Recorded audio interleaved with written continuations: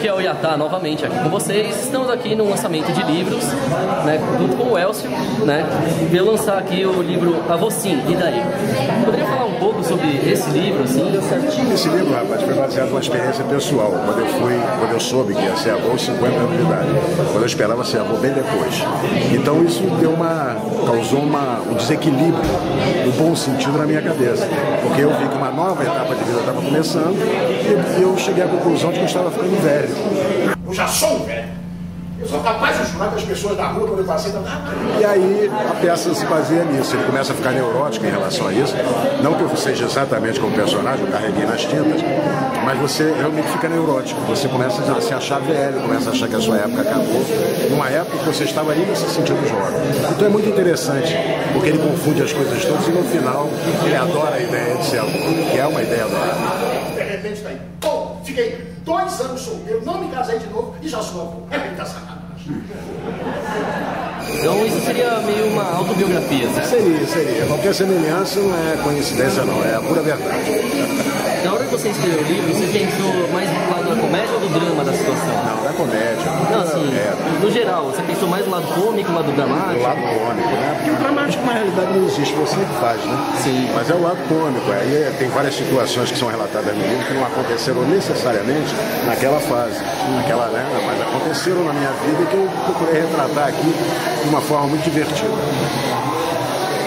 Bom, esperamos agora ter bastante sucesso isso. Obrigado, muito obrigado a todos e parabéns à Giosta, a editora, por essa iniciativa de divulgar o trabalho de novos dramaturgos. Parabéns. É isso aí. E compre um livro, né? Afinal, até eu vou comprar hoje um.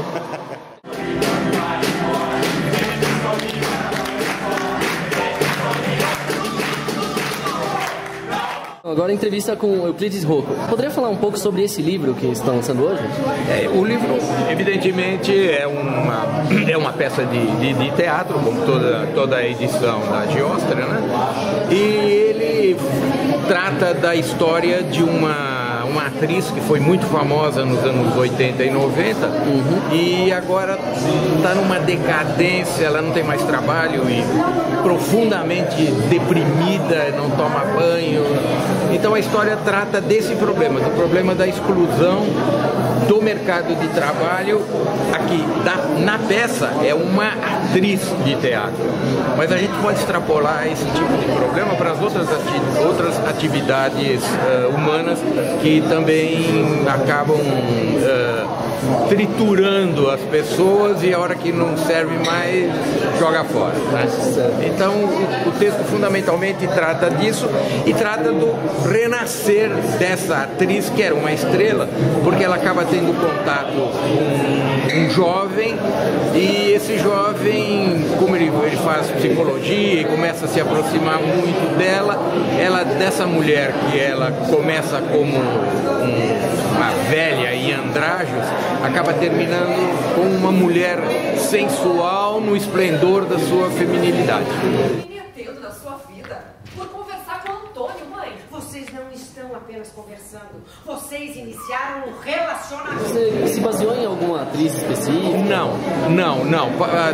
Tem algumas citações, mas é ficção completa. Não tem. Eu achei que como as atrizes e os atores são muito expostos na mídia, o fato deles estarem fora da mídia já começa a criar um ambiente negativo para eles e o público acaba imaginando que eles sumiram, que morreram e precisam voltar. E esse é o problema da atriz Helena Morim, que precisa voltar. E uma forma muito interessante de voltar é começar pela televisão.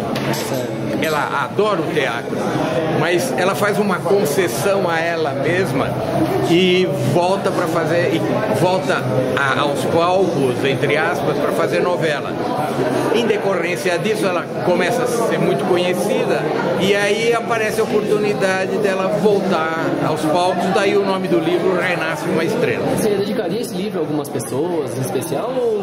Não, a dedicatória do livro foi a minha mulher, simplesmente que eu chamei a minha primeira e maior plateia, entende? Mas não é...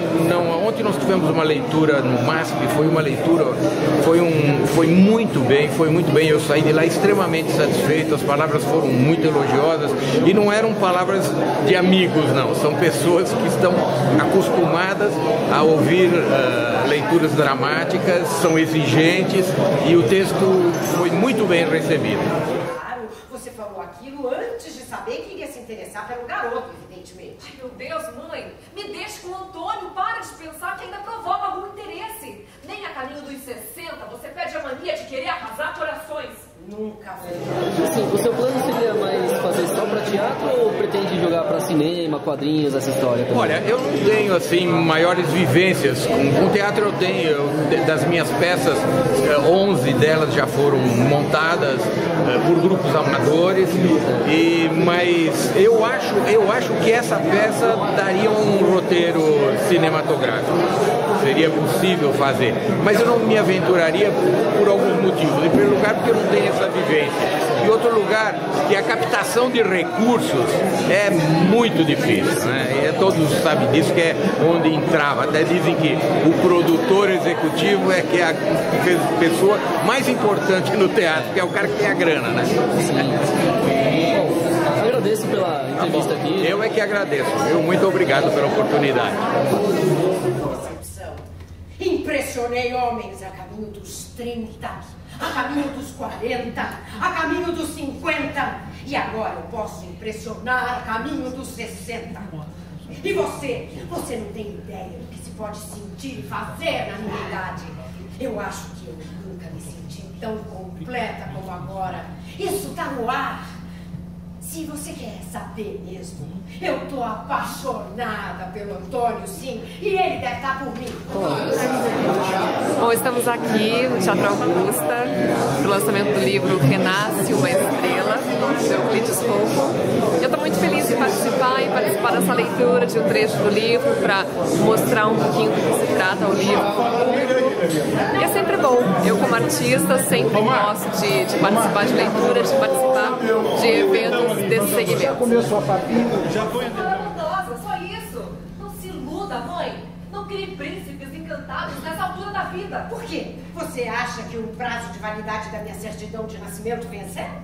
O Antônio me abraça, me traz flores, presentes, me cerca de gentilezas. Você está viajando. Ele é apenas um cara bem educado. Ele não seria louco de ser apenas bem educado com uma mulher como eu. Os caras não levam a sério garotas como você.